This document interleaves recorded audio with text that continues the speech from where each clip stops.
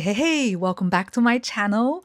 It's been a while since my last video. Where have I been? Partly traveling, but mostly in front of my computer trying to finish the 500 pages of my PhD thesis. But I'm back now, and today I'm taking you to the famous ARCO Lisboa art fair, which my channel had previously reported on a few years ago. I visited the fair over 2 days and published a Chinese video recap at the end of each day. On the same day, yes, it was a lot of work, but I could only have time to do one version, either Chinese or English, and I thought there must be other people doing English videos, so I prioritized my Chinese channel this time. Now that a few weeks have passed and my thesis is done, I just wanted to revisit the material and make a more reflective English recap. I will show you the fair in the exact order I visited it, with timestamps marked on the timeline below. If you're short on time, you can skip the parallel events and go directly to the main section. Before entering the fair, there was also a free public exhibition at the entrance. It's Jorge Martin's solo exhibition Timescape, curated by Oscar Faria. I'm not sure if I pronounced it right, so let Google pronounce it for me. Oscar Faria. So, Timescape brings together recent paintings and drawings by the artists that explore abstraction, light, landscape, and how time becomes visible through the creative act. It opened on 27th of May, which is one day before the ARCO Lisboa, and runs until 30th of August, so entire summer. If you still want to visit, now it's just the end of June, you still have time to go and visit. In the previous years, this entrance space featured works collected by the Lisbon Chamber of Commerce, almost like a time capsule of the fair's history, because they collected the works from the previous editions and then show it in the next edition. I don't know if I explained it right, but yeah, I hope I did. So when I entered the Lisbon Chamber of Commerce exhibitions, I felt like I've just been through a time portal and I just stepped back into ARCO Lisboa the exactly year before because, the works that I've seen the year before is here. This year felt different. Instead of a retrospective framework, this space became a solo exhibition. So as someone who had often visited Lisboa, I would say this is a good change. I mean, I could use a change, right? Why would I want to see works that I have seen already? So it gave the fair a different rhythm from the very beginning. One of the sections I always recommended at the ARCO Lisboa is ArtsLibris. It's the art, book, and publishing section of the fair. ArtsLibris also exists as a larger independent art book fair in Barcelona. I've never visited the Barcelona chapter, but I would imagine it's just like this one, but in a much bigger scale. And more importantly, it's located before the ticket checkpoint, which means you can visit it without buying a ticket. I think this is a very good, smart move. ArtsLibris gives the audience accessibility, entry point, and also it's slower than the main fair and it's more eccentric and it's more crafty. You can find like art books that are almost unique, like one copy, like handmade art books, works on paper, photography, magazines, prints, and some other smaller handmade objects. This year, I saw several familiar faces, including our friend 42 Lines from the School of Art in Oviedo. It's a public art school, really cool. They offer 2-year non-university degree programs, but they teach all the things you need to know to become an artist. I meet them 3 times a year, here at ARCO Lisboa, and then at ARCO Madrid, and at Libros Mutantes in Madrid, which is another independent art fair, which is very similar to ArtsLibris, but that's a different subject. And also, Mohammed at Altiba 9 Contemporary, which moves between contemporary art publishing and artist representation. So they have 2 different projects connected. One is the magazine and very limited edition they publish, as well as gallery space. I visited their gallery, I think 2 years ago in Barcelona, only one time. It was an opening and it was super cool. Talking about books, during the same week, Lisbon also had a much larger general book fair. So it's not an art book fair, but a book fair. I think it's the biggest in Southern Europe because it's huge and it's celebrating its 96th edition with over 350 stands. And they're not small stands. They're like each one like container or several containers big. I have also visited it, but very briefly because it was massive and chaotic and I just, couldn't have the time to go through everything. And also I couldn't read Portuguese. So if I couldn't read the books, why would I get them? So I didn't get anything. So if I have to choose between the two, I really prefer ArtsLibris because at least in terms of art books, it's generally pictures and, visual objects, and at least I don't need to know the language. Because ArtsLibris sits close to the Forum where they hold talks, it's also a natural meeting point. Even if someone does not have a ticket or doesn't want to spend another full day inside the fair, they can still meet you here. In the meanwhile, browse some art books, take a coffee break, and listen to some talks, and still feel part of the ARCO Lisboa atmosphere.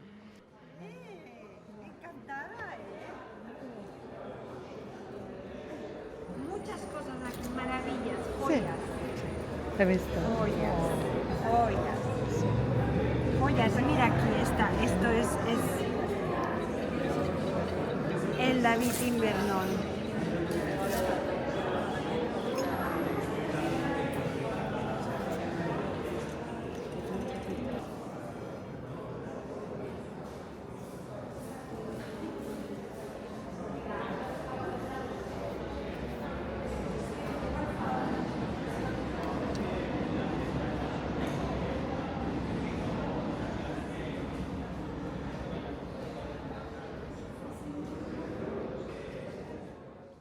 Now we are finally inside the main exhibition hall. Thanks for being very patient with me. For those of you who don't know, ARCO Lisboa or ARCO Lisbon is a younger sibling of ARCO Madrid. If you watch my channel, you know that I've reported on ARCO Madrid repetitively for at least 7 years, and one of the most important contemporary art fairs in Southern Europe. This year, there was a small detail that could be slightly confusing. The fair celebrated its 10th anniversary in Lisbon, but it was also described as the 9th edition. So how can you be 10 years and 9 years old at the same time?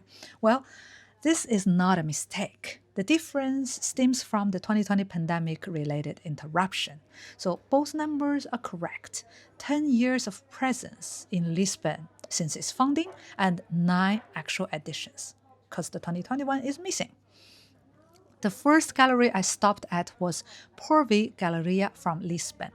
It was literally the first booth I saw when I entered, and when I saw this, one work immediately caught my eye. It was Teresa Rosa de Oliveira's My Father's Closet. She was a Mozambique-born Portuguese artist, and this installation, made with acrylic on Shambire wood, carries a strong sense of memory, intimacy, and symbolic reconstruction. And the form of this work made me feel it was not just simply an object, but a personal space, a space that you could see but not exactly walk into. And if you try to get close to it, it almost felt like entering a fragment of someone's family history. My name is Carlos Cabral Nunes, and the gallery is Porvi Galleria from Lisbon. And this work title is My Father's Closet. And it was made by Teresa Rosa de Oliveira. This is a major work by an African Portuguese-speaking artist, and one of the few works with this scale and with this intention and with this narrative. So I think it's very representative of what we had back then in the 70s, and 80s, where the society was very conservative and people were obliged to fight for their rights and expression and so on. And I think it's also very accurate to the times we are living now, because somehow there are a part of society that wants, there is a part of society that wants to go back to that time, and hopefully we won't. The history is not linear. No? Exactly. Cool. Thank you. Thank you too. This was also where I made my first quick interview. My interview method this time, if there was one at all, was very different from the more prepared interviews I often do in the past during the art fair. I was trying to visit as many booths as possible within a limited time, so I could not spend 20 minutes preparing each conversation. Instead, I worked almost like a field reporter during an unexpected suceso. Well, it means an event in Spanish, and I found it funny, so I call it suceso. I saw something interesting, and I asked just random person to tell me about it, and I asked if I could, shoot them. If they say no, I say, well, I shoot the work, and you can tell me about it on audio. And they're like, yeah, sure.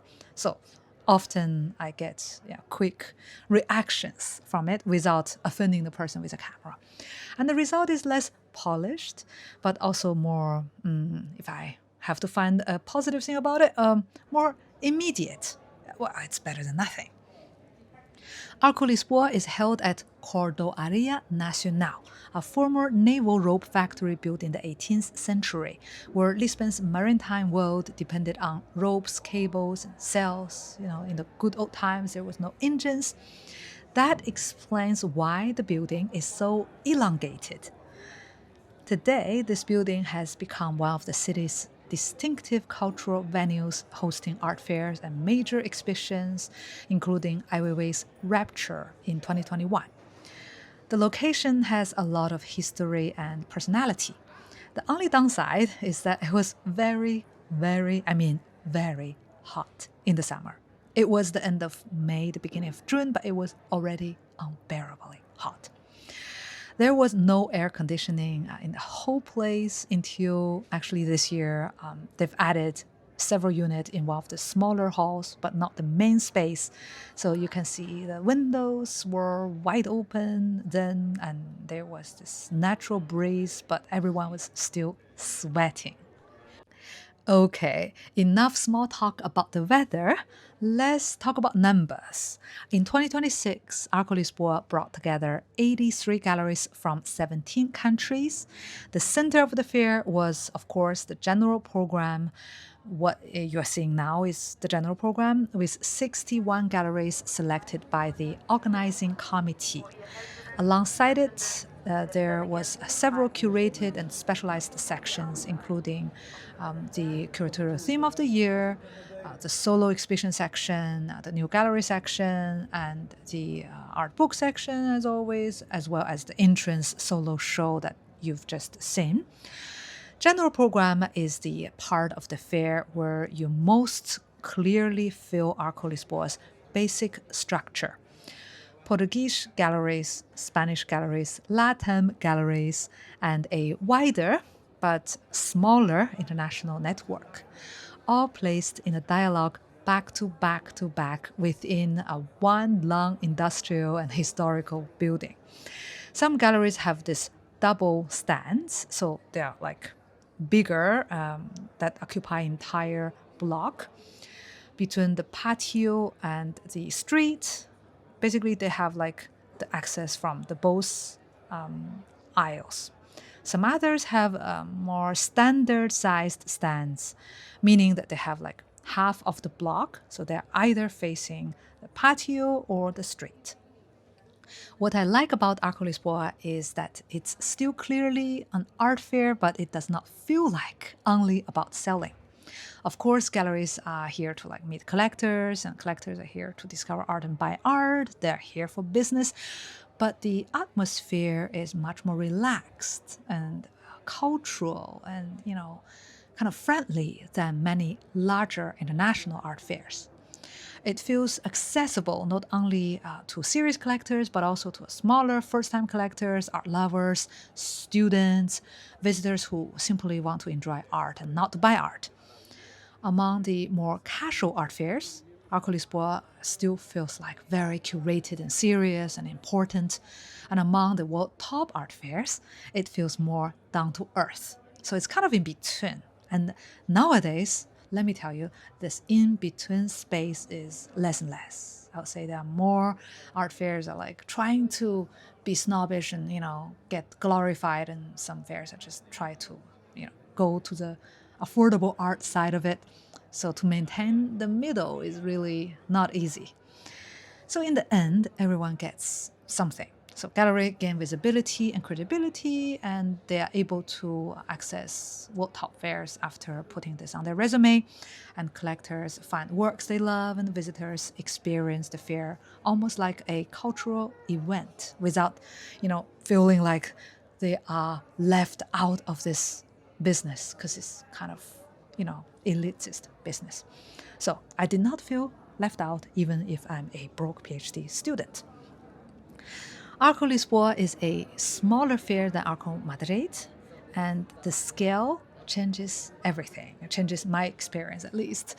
It feels more relaxed, readable, relatable, and more connected to the local art world players. So you can sense the importance of Lisbon's own gallery scene. Well, I'm not saying that they are just too local, but I mean, hey, it's in Portugal, it's normal. And also, it positioned itself between Portugal and Spain, Europe, and the broader international art fair, art market. But it's not like international to like, East Asia that much. But no, partially to Africa and partially to Latin America, yes. I also felt it was more intimate. Like, you can have meaningful conversation and relations. And also it's more playful than some more serious old fairs. It only has been 10 years, so it's still a new fair. And it's definitely worth a trip if you are already in Europe. And Lisbon is a city easy to fall in love with, so it's not like a big hurdle or sacrifice to spend a few days here.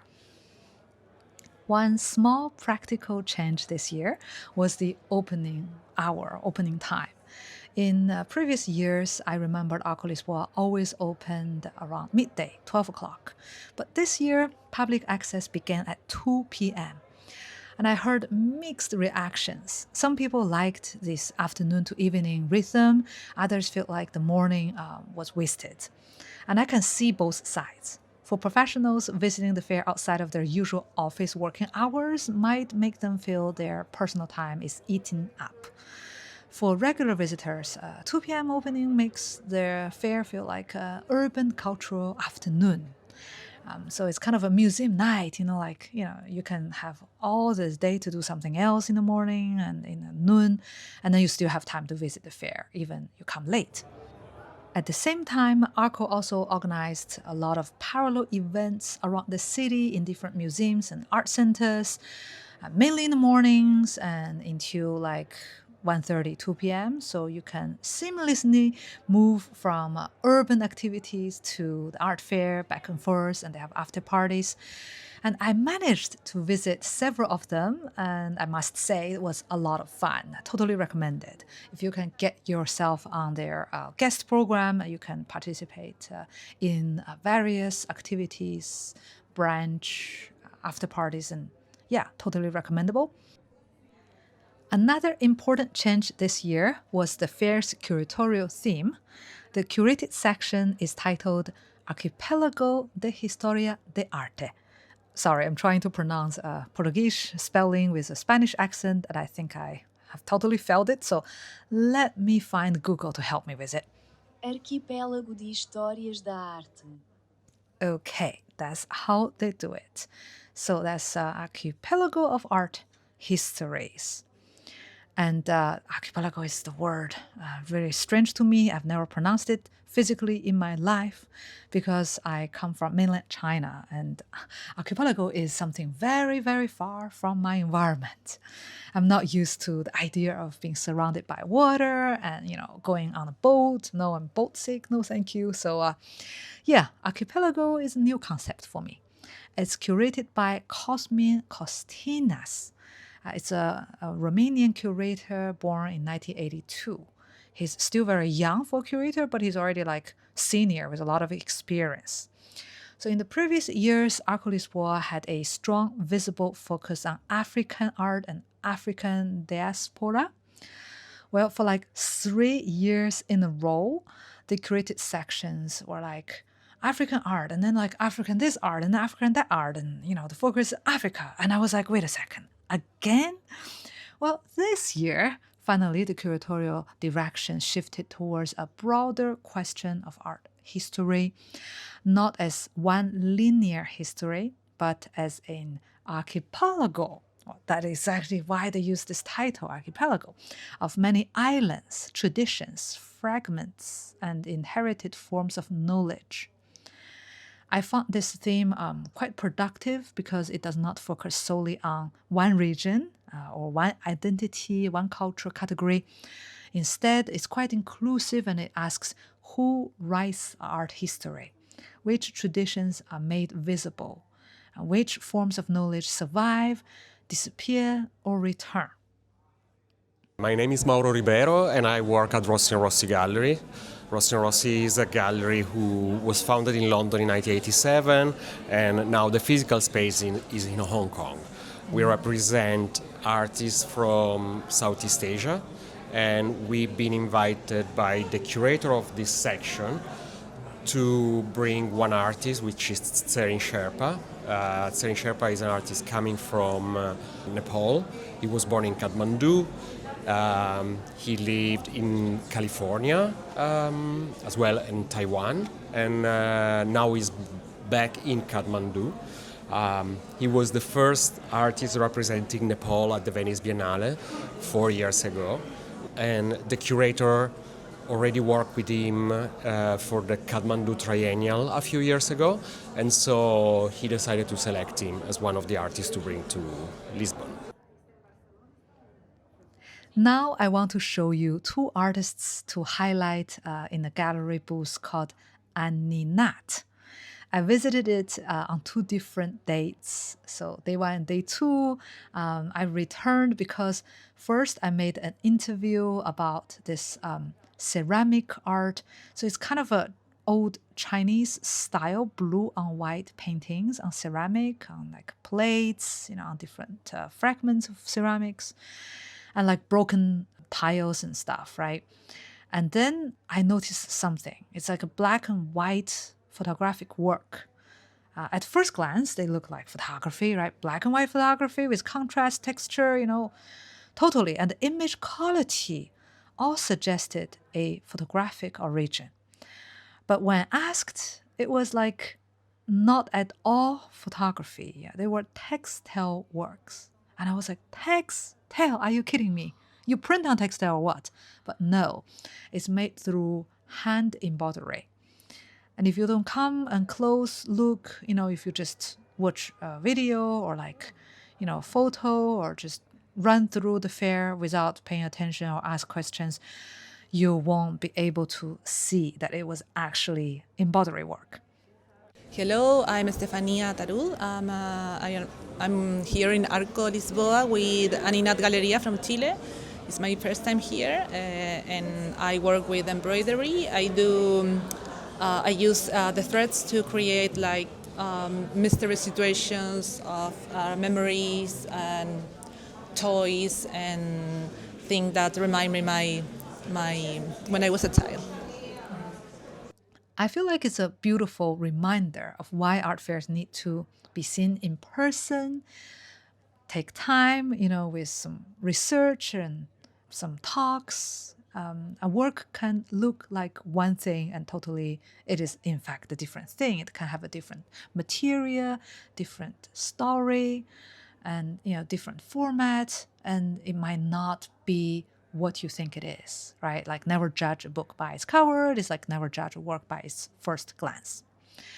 And I feel like after talking to the artist, I learned something new, and it's nice. It's a refreshing, nice little surprise. And I spoke with several people after visiting the fair. I was like, which work surprised you the most? And they were like, yeah, that black and white thing. I'm like, the embroidery. They're like, yes, the embroidery. So that's the reason I came back to Aninat twice. While I was preparing for this voiceover with some materials already edited, I asked my partner, hey, I have like an hour and 15 minutes material. I need to fill the gap. What should I talk about? And then he was like, hey, talk about the artists, talk about the artworks. And I was like, no, I need to talk about the galleries as well, because art fairs are driven by the galleries. If it's not for the gallerists, art fairs would not exist, right? The galleries pay a lot of money for it. They are the main players, right? They are the main actors in this art market. And, it's a primary market. Why wouldn't I not talk about art galleries?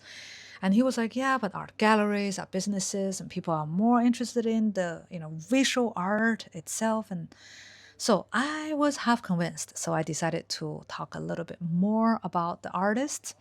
So this embroidery artist, her name is Estefania Tarud, Tarud. She was born in Santiago de Chile in 1982. And she's now based in London. So if you are also in the area, you can probably reach out and visit her studio or something. And then the other artist, that is ceramic white and blue, that looks like kind of Asian art, I would say it's perfectly Chinese or Japanese art.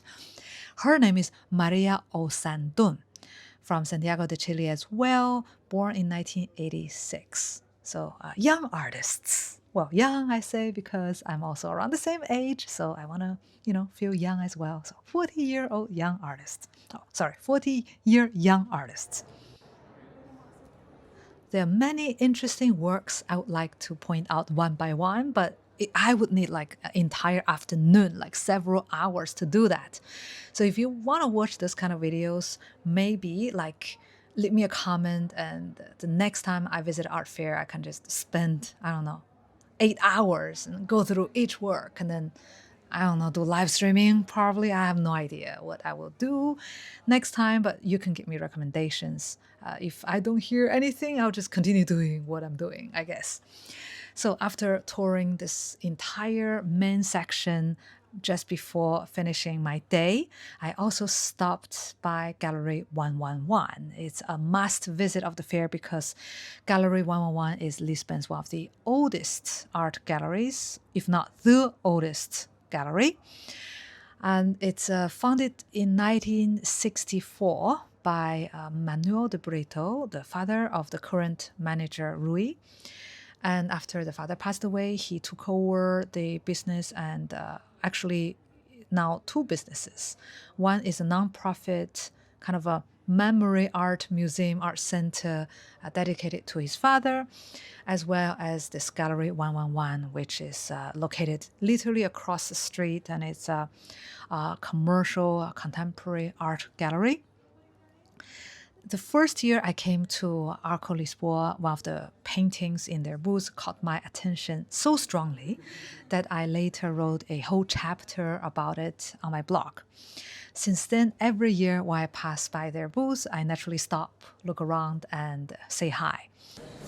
This year, who are you showing? What's up? So we bought a wide range of artists, from established ones like Adriana Molder, Pedro Paixão, Alexandre Confrey, and Urbano from Azores. But we also have Pedro Verstig, an artist that just finished the Fine Arts School, and he's doing residencies in China, and he has some projects there. And we've been selling for Chinese, actually, here at the fair. Oh, nice. And so, how is this year going? Strong? Very strong. I don't know if it's less people than before, but the sales are really good this year. So I'm very happy, and people are interested and enjoying the fair. And it's different than the preview, so you changed already some works. Yes, so every day we sold a lot, and we change every day, and we sold again. So going well. This is one of the things I like about returning to the same old fair every year. So year after year, it becomes not only a place to see art, but also a place to meet people that you already know, where small relationships accumulate and friendships formulate. So this year, he told me about what he has been doing and the artists that he brought, as well as one artist who is linked with Hong Kong. So the works had this kind of a Chinese flair. So I spoke to both of them. 2026 is a special year for ARCO Lisboa, and is also personally meaningful for me. I first came to visit ARCO Lisboa in 2022 after the fair had returned from the pandemic interruption. And 2021 I actually wanted, but I was then still in China. And then after 2022, I came back every year in 23, 4, 5, and now 6. So it's the 5th time I visit it. Basically, I have witnessed half of the fair's lifetime history. And those years almost exactly overlap with my PhD journey. I enrolled as a doctoral student in Valencia in 2021 during the pandemic lockdowns, and I was like having some existential crisis and don't know what to do with my life, and I decided to do a PhD because it was pandemic. I was at home anyway, so what else could I miss in life? And guess what? I did it for 5 whole years, and I finished my thesis, and I'm now waiting for the final administrative steps. So touch the wood, and this visit felt like 2 timelines meeting, colliding. My visit to the art fair and the very long chapter in my life. According to the fair's final report, this edition closed with a positive balance. Well, positive balance, as every time they say the same. Strong sales and more than 15,000 visitors, including a significant young audience. That young audience did not appear just by accident. This year, ARCO Lisboa again made a clear effort to attract younger visitors to the fair. People aged 25 or under could enter for free on Friday and on Saturday afternoon just by showing their ID card at the entrance. I think this matters. Contemporary art fairs can easily feel like an exclusive space for collectors and galleries and professionals, for like adults, right? Like for like mature people. But a measure like this can bring young students, university groups, and young artists, families with kids, with many kids, right? Without having to worry about the ticket price.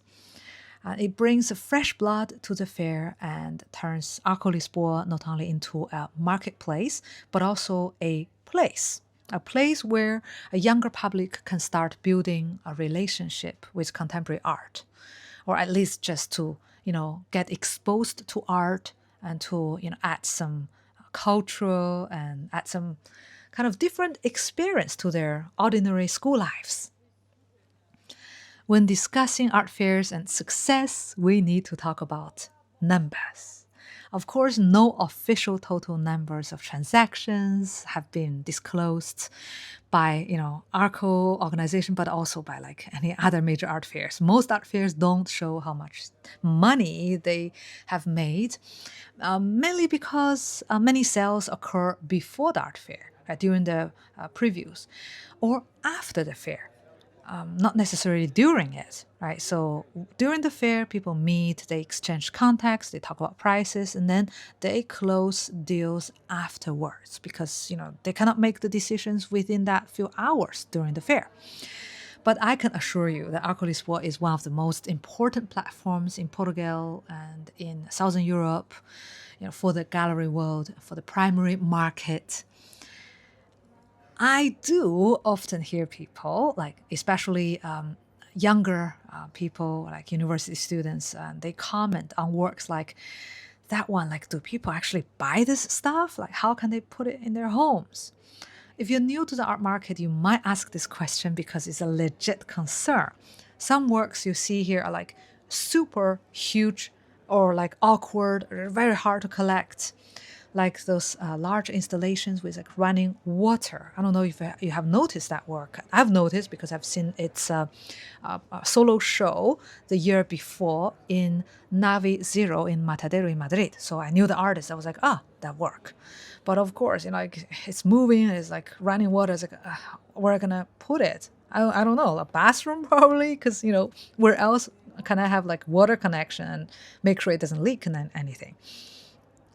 So new media artworks with kinetic elements, you have to have like a fully light, tight room, and some of them with sound installation, you have engineers set it up for you and then have like a super quiet room.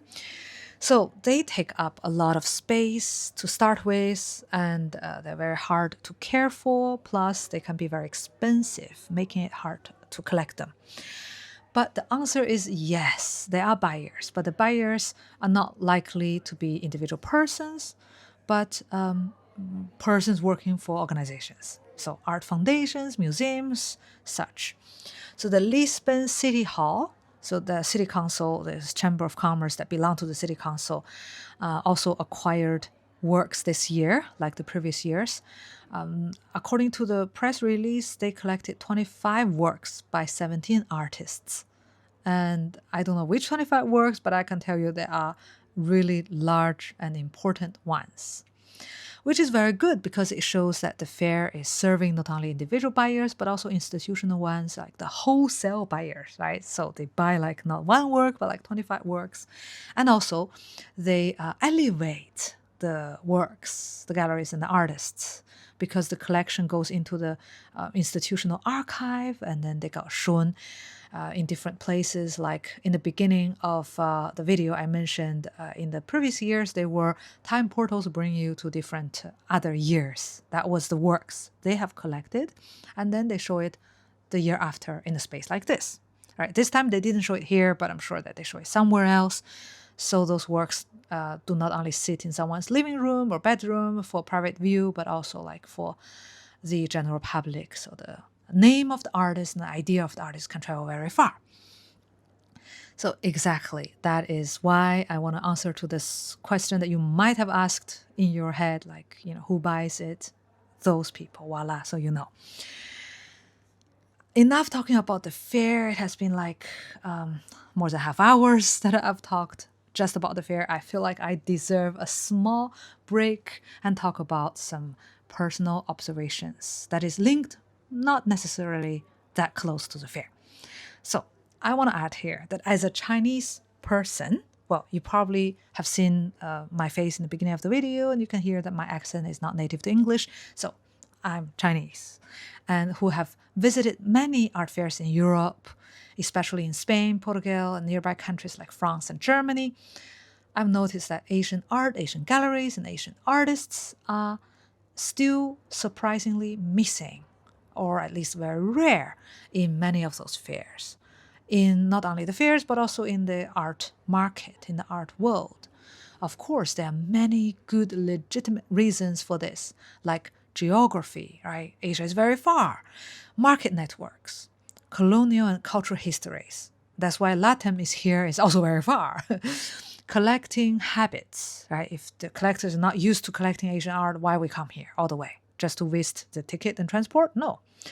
Aesthetic expectations, cultural differences, and also how fairs choose to position and promote themselves internationally. Many people, even like very experienced artists and professionals in art in China, they don't know what is ARCO Lisboa. And when I talk about ARCO Madrid, maybe it rings a bell for some people, but mostly ARCO Lisboa is like non-existence in terms of the word of mouth in Asia, in China especially, because I talk to Chinese artists on an almost daily basis, so I know them and I know what they don't know as well. So it's because ARCO Lisboa did not spend the marketing money to promote the brand in China, because maybe they feel like it doesn't make much sense to spend so much money, and to the return on investment, they might feel like it's not necessary, or they haven't done that now, right? Because it's only like 10 years, it's still a very young fair. But as an Asian visitor, I always looked for Asian presences. And very often, If I find one, I'll be happy. But usually I find 0. And if you find like more than one, it'll be like, wow, it's Christmas or what? Is there so many presents, right? Like, and this is why I noticed each Morden from Taipei in 2025. It was their first year participating in the fair, and they came again in 2026. I do not want to turn this into an advertisement for like one particular gallery. I just want to say that its presence stood out to me because it was one of the few visible connections to a greater China and wider Asian art context inside ARCO Lisboa. At the same time, being an Asian person in the European art world, I do feel like we are the minority cards sometimes, a lot of times. We don't get to compete in our own field inside Europe because, it's in their field. We are competing their game, like we are not playing our game because we don't have this much say.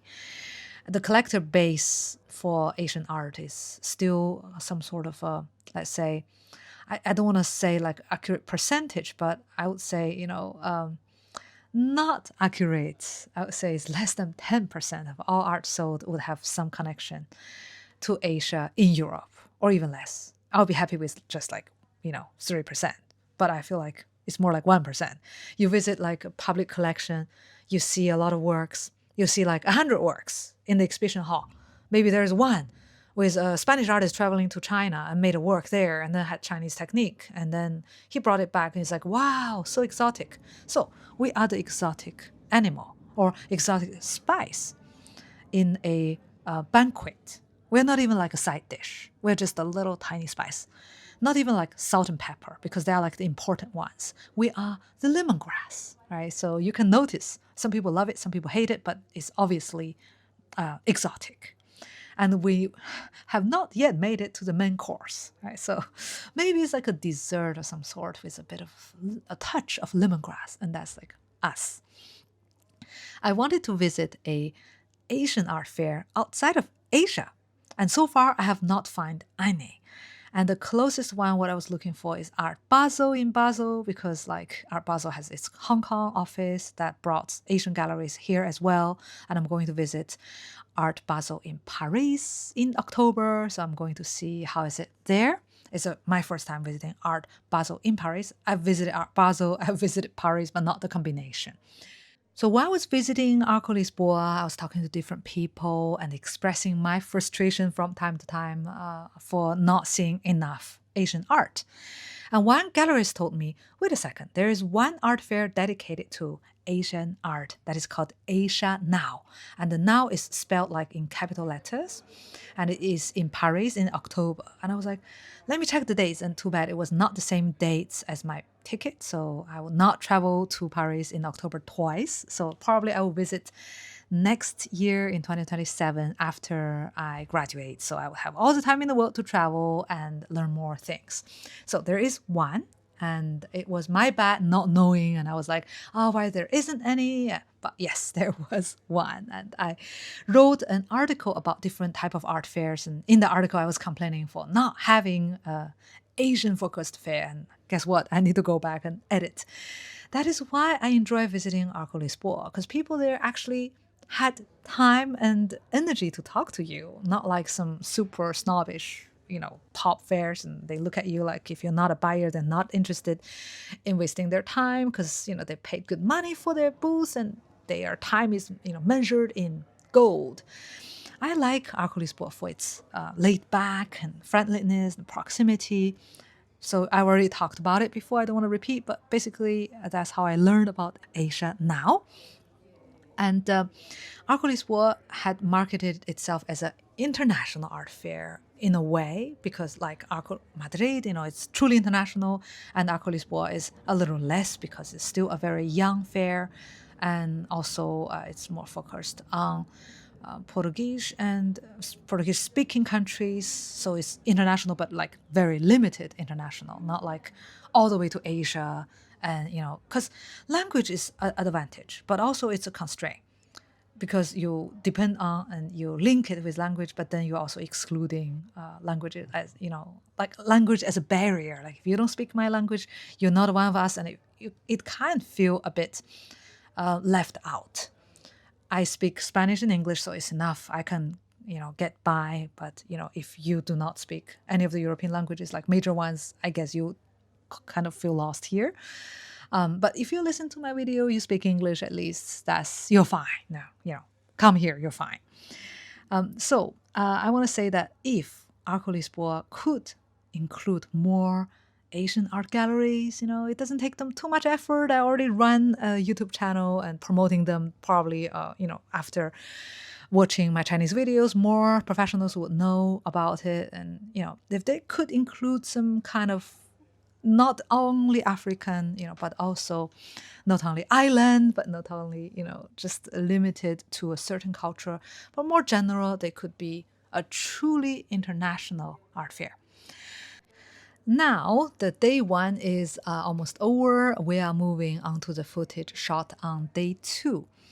Actually, there was a handful of interviews that I didn't include in this English video because I don't want to bore you with foreign language interviews, and I don't have the time to make the translation and caption. And also thinking that it's such a long video, if people don't understand the language, and they can feel very discouraged and just drop out. So I thought, okay, for my retention, I skipped the interviews. I just summarize with my own words what I've seen, how I felt, and I hope I am not too boring, and I hope I explain myself clearly. And in the next section, I will show you the solo booth and the opening section and some other little corners, some little surprises I found. In the day 2, I entered from a different entrance, the opposite to where I entered in the beginning of the video. So I noticed on the way to the exhibition rooms or halls, I found this small corner or small room. It's right in the transitional area between the ticket entrance or ticket office where they check your tickets, right, and the opening section. So in the corridor, there's like a little wooden door. It looks like storage, but it was not. It's actually a small projection room, and the project was by Uriel Orlo and presented by the gallery Dialogue Gallery.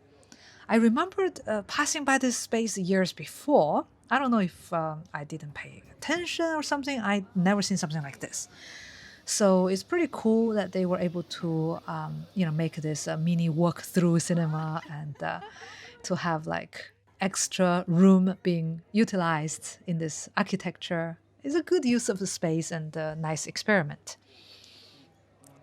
The solo part is officially an element of the general program because the same jury system is used to select it. So it's officially part general, but it feels like a very different, distinct area, and it feels more like opening because they're physically closer to the opening, and also they're like across the patio to the general program, and they're like located far away in a way. And also the style is very different. Solo presents individual artist projects. It's like a mini solo show, and each gallery can only show one artist instead of in a regular booth, several artists at once. And sometimes in the general program, they only show like 2 works or 1 work by each artist. And, you wanted to see more, but, they don't have it, or you can only see it on their social media. So in the solo part, visitors can delve deep into one artist's body of work, the language, and to basically have an immersive experience with the artist. And also, most of the times, the artist is there because, hey, if it's their solo show and if they're not there, it's kind of rude, right? So if they could walk and crawl, they could crawl into the, they would make sure that they are there. That's very good because if you want to have like a conversation with the artist, the solo section made it possible and gave you this opportunity and access. I've always thought solo is one of the most rewarding sections for visitors and for the artist, because, hey, this experience is totally different. Who would have a dedicated space in an international and top art fair just for yourself? And also it's in the jury system. That means, if you pass the jury, you are institutionally backed by, the committee. And that's also another medal that you can put on your resume. And the viewing experience is more clean. Like, instead of jumping from one artist to another back and forth, and you see one, you see another one, you see back the same one, you're like, wait, is that the same one? Is it a different one? In the solo booth, you just have like a very clear view of just how this artist want to present his work, right? So it's the, how do you call it? Sovereignty, right? So the artist and gallery have the sovereignty, or let's say shared sovereignty, to kind of present it to the audience, to the public, in a unified voice. And that's very different kind of display. I would say display, not sales, because I think really the focus is to display, make a dialogue with the audience, not just like sell. But yeah, I'm sure it sells.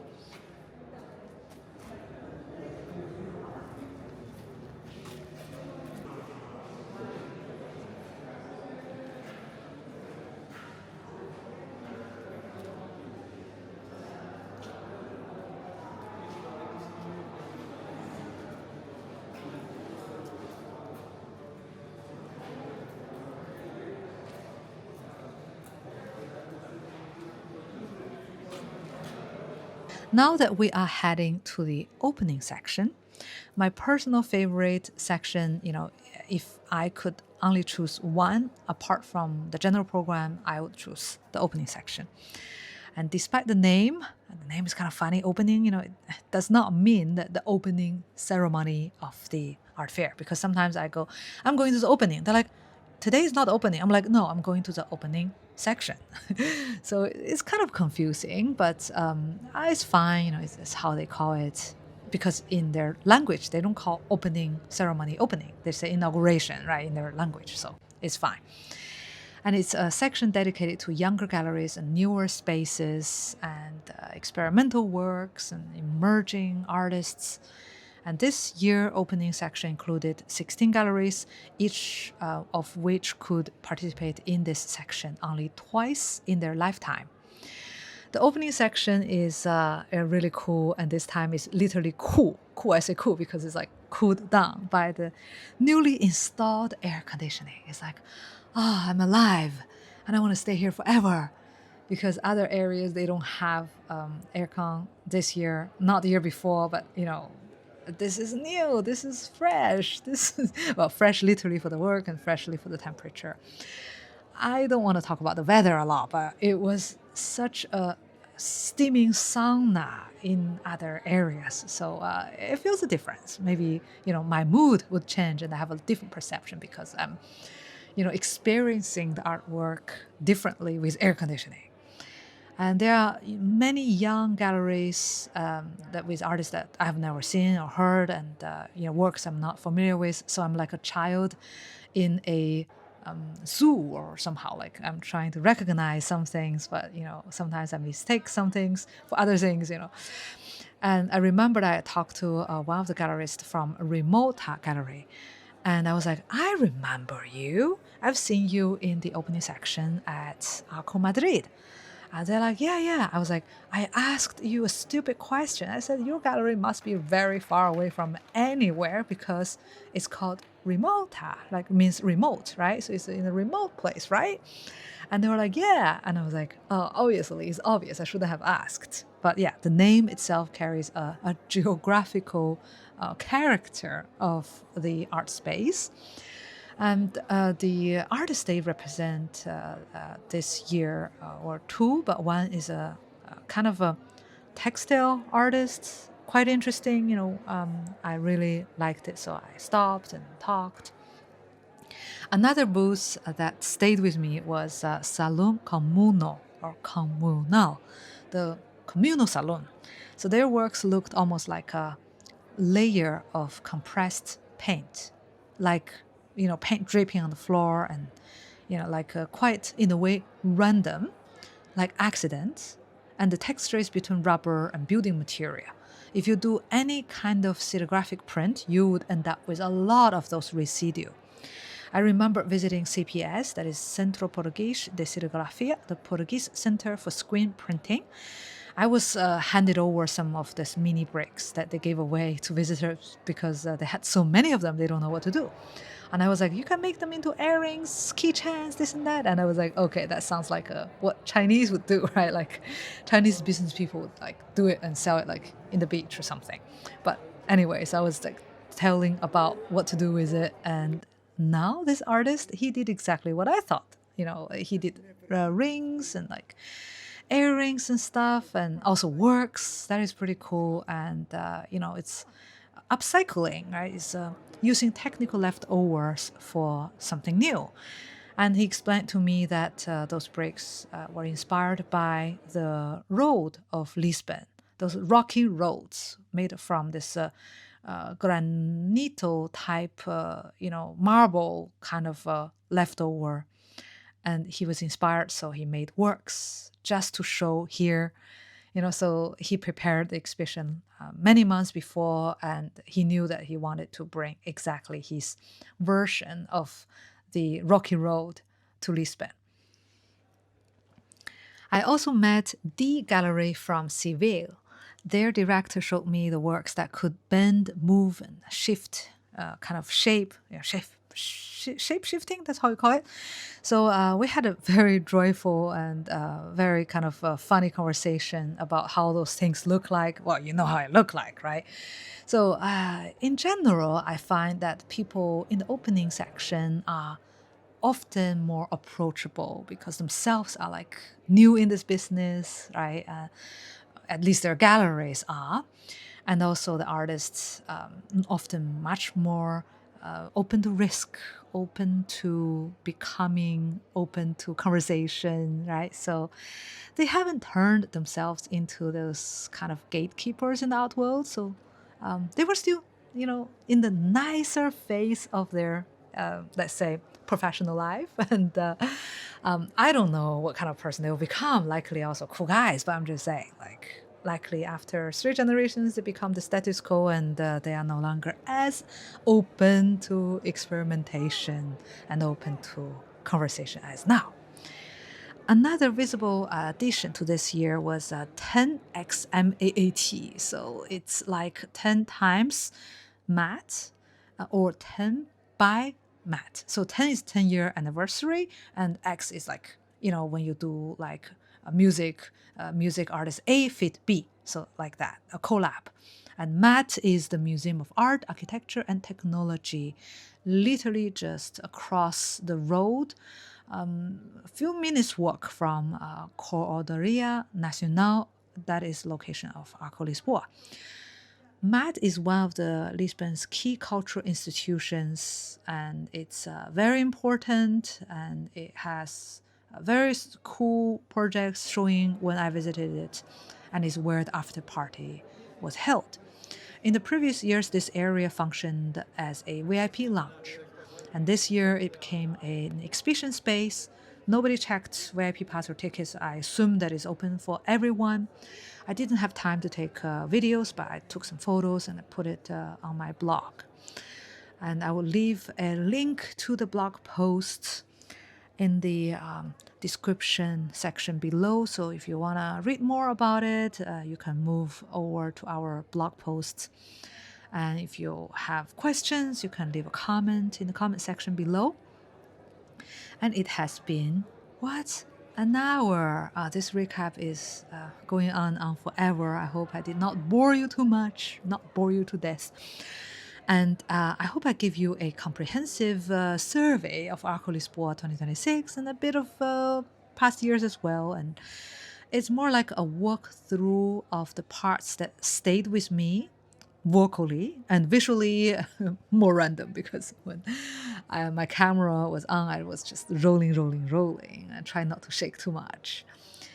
So recap, I showed you the entrance project, which is a solo exhibition, ArtsLibris, the art book section, the general program in the elongated building, and the solo the opening, the mats section that I talked about. I don't know if I have time to show you more, but also this little room, right? So that's it. I just wrote my general script. I didn't really write every word, so sometimes I probably was repeating myself. Sorry about that. So I was just going free-handed, freestyling.